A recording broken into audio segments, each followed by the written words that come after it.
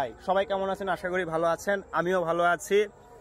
আমি এখন এসেছি মমইনে, লেক ইনসাইড করতোয়া রিভার। আমার সঙ্গে আছে আমাদের ওস্তাদ রবিউল। হাই বলেন। ঠিক আছে। আমার সঙ্গে আছে আরো উপস্থিত আমার ভাতিজা নয়ন। হাই বলো। Yes, high high, hello. জায়গাটা অনেক সুন্দর আছে, কচুরি পানা, এটাকে ইংলিশে যেন কি যাই হোক সেটা বড় কথা না, বড় কথা হচ্ছে কচুরি পানা প্রচুর আছে এখানে। আরো দেখতে পাচ্ছেন করতোয়া রিভার।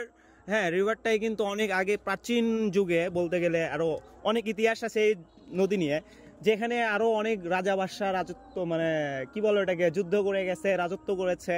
কিন্তু এখন পরিশেষে একদম বুড়িগঙ্গা নদীর তীরের পানির মতো একদম কালো, যা যেখানে গোসল দিতে গেলে একদম শরীরের অবস্থা একদম চুলকানির মতো হয়ে যাবে নাকি? ইয়েস বলেন। অবশ্যই ইয়েস। ঠিক আছে। হ্যাঁ, আসলে বাস্তব ঘটনাটা। আপনারা এখানে আসতে পারেন। অনলি 20 টাকা টিকিট। আমার নাম বলবেন, 10 টাকা দিয়ে দেবেন।